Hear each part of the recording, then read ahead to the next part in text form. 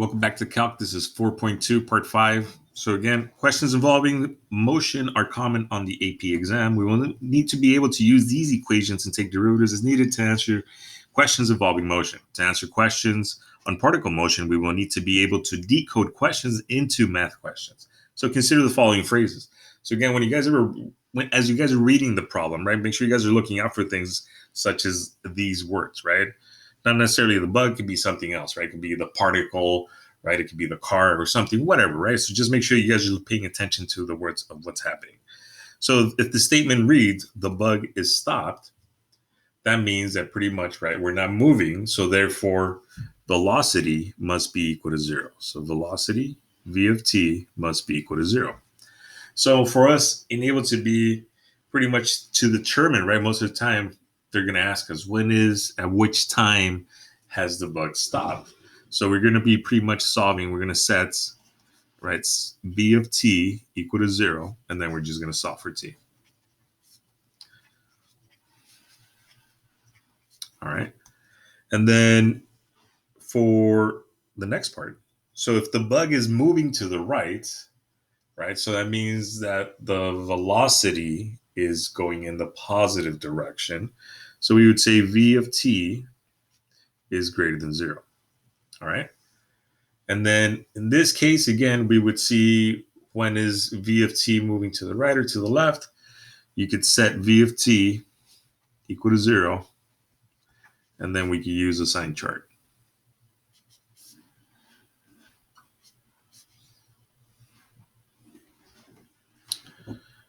All right. Or a graph, actually. Or a graph, right? Because we can also see when if we're looking at the function itself, then you can see when it's positive if it's above the x-axis, for example. All right. And for the next part, so if the bug is moving to the left, that means that v of t is less than 0, right? So it's moving to the left, v of t is less than 0.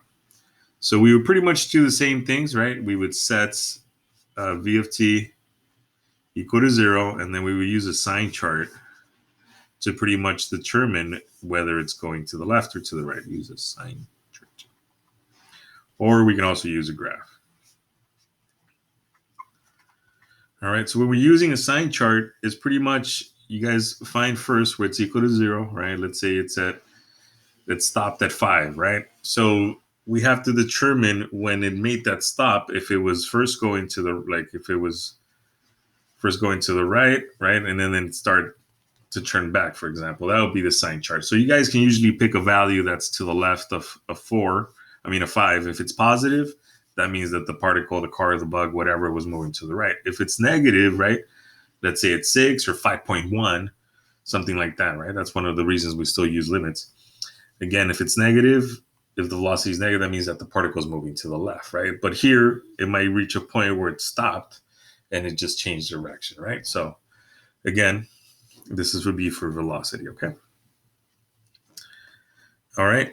And then let's see when the bug turns around, and that's pretty much one of the things that I showed you guys, right? So v of t changes sign. All right. And it's usually when you set v of t, again, equal to 0, right? That's when it usually changes sign, when it's crossing the x-axis, all right? And use a sign chart.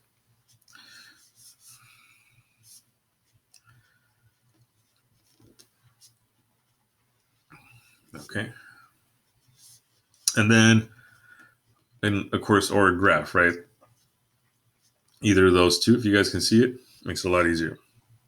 If the bug is speeding up, all right, so if you guys see the word speeding up, that means that two things are happening, right? V of t and a of t have the same sign.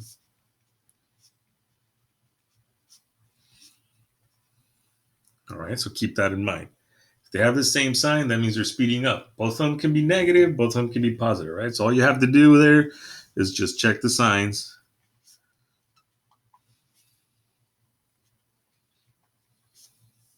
To see v of t and a of t, to see if they have the same signs, right? If they're equal. the same. Okay. So the bug is slowing down. If you guys read those words right there, that pretty much means that the bug, right? That if the bug is slowing down, that means that V of t and A of t have different signs.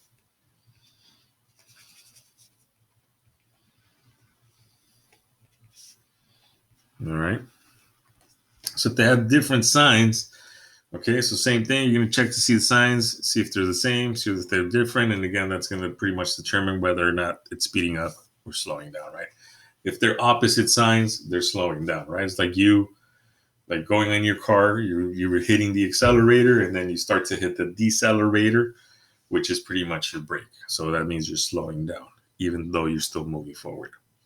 All right. So let's look at example 6 now.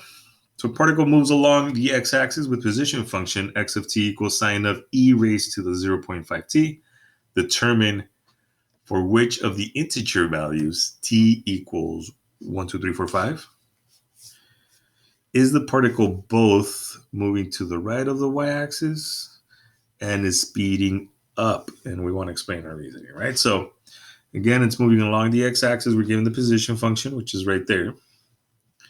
Position. All right. And then again, we're given a time interval from pretty much just 1, 2, 3, 4, 5. So this is the best way right now, pretty much to use a calculator, right? Don't try to do this by hand or anything. So first, let's figure out the position of each function, and let's see determine, right, whether we're speeding up or slowing down. So let's start using Desmos. So make sure you guys go to Desmos.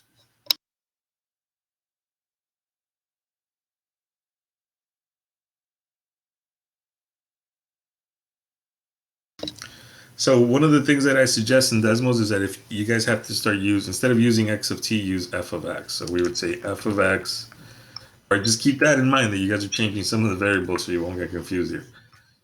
E raised to the 0.5 t.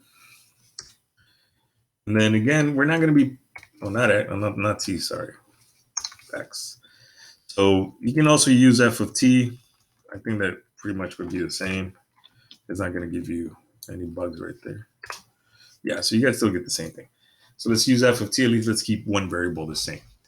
All right. The Desmos won't accept x. It will accept it, but you guys have to be careful because I don't think it's going to give you values when you start asking for some.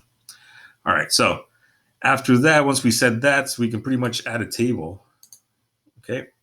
And then here, the variable we're using is just t. So I would just type t in there.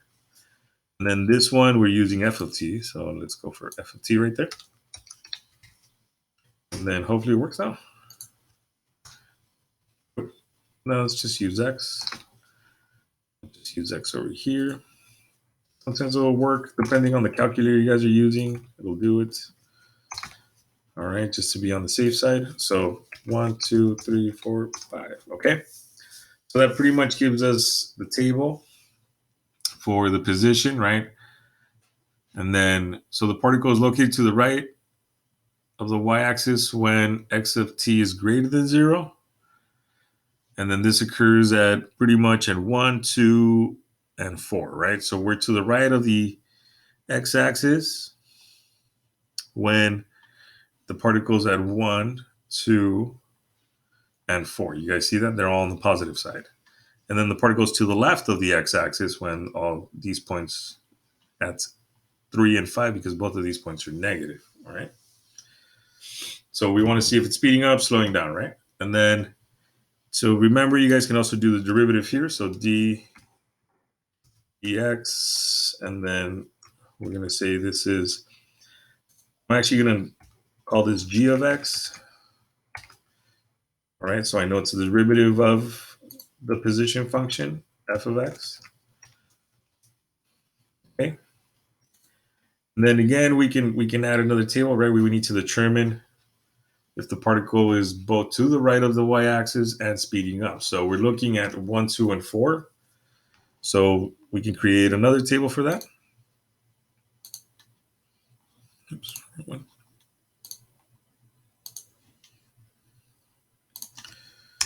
again, let's take out the 1, g of x here. Let's go. 1, 2, and 4, right? So those are the only values we're looking at. So we know that the velocity at 1 is negative, so that means that the particle is moving to the left. And then the velocity at 2 is also negative, so it's also moving to the left, and at 4 is now moving to the right. So we're looking to see when is the particle both moving to the right of the y-axis and speeding up. So we need to determine now the acceleration. So to determine the acceleration, again, we can just create another function as a derivative of g of x. So let's call that a. We can call that a of x equals to d over dx of g of x. All right. Now that defines it as a derivative. So that would be the acceleration. Again, don't pay too much attention to the graphs right there. You guys might get confused. So let's do a table again. So again, this is for this one. So we got a of x here. All right. So now we're looking at, again, same values, 1, 2, and 4. All right. So we can say pretty much that the particle is to the right at 1, right? So let's make the analysis. So we came to the conclusion that the particle is to the right because the position functions is positive at 1, 2, and 4. And then pretty much we also determined that the velocity at 1, 2, and 4 is negative at 1 and 2, and then at positive 4 is going into the right. And then again, if both of those are going in opposite directions, right? If both of them have the same sign, that means they're speeding up. If both of them have opposite signs, that means they're slowing down, right? So let me do this. So copy this table first.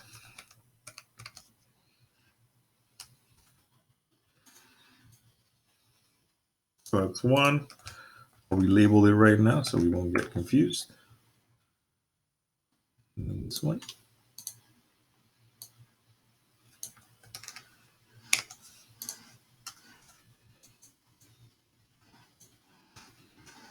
And then the last one, which is this one right here.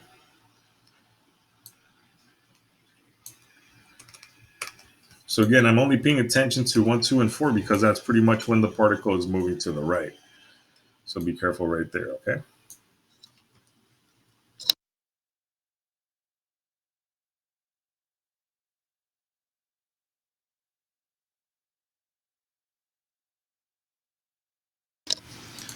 All right, so here we're going to say the particle both to the right of the y-axis and speeding up. So we're going to say that the particle, right, so this is to the right, first condition, and then both of these are negative, so that means it's speeding up, right, speeding up here.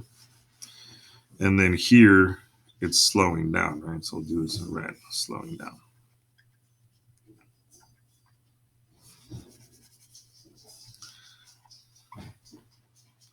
All right, so the question is asking us when is it to the right and speeding up, so we can say pretty much at the particle at t equals 1 and 2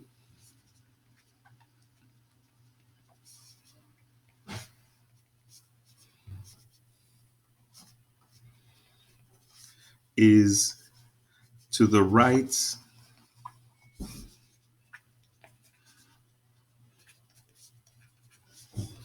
of the y-axis, right, and is speeding up because both velocity and acceleration are negative.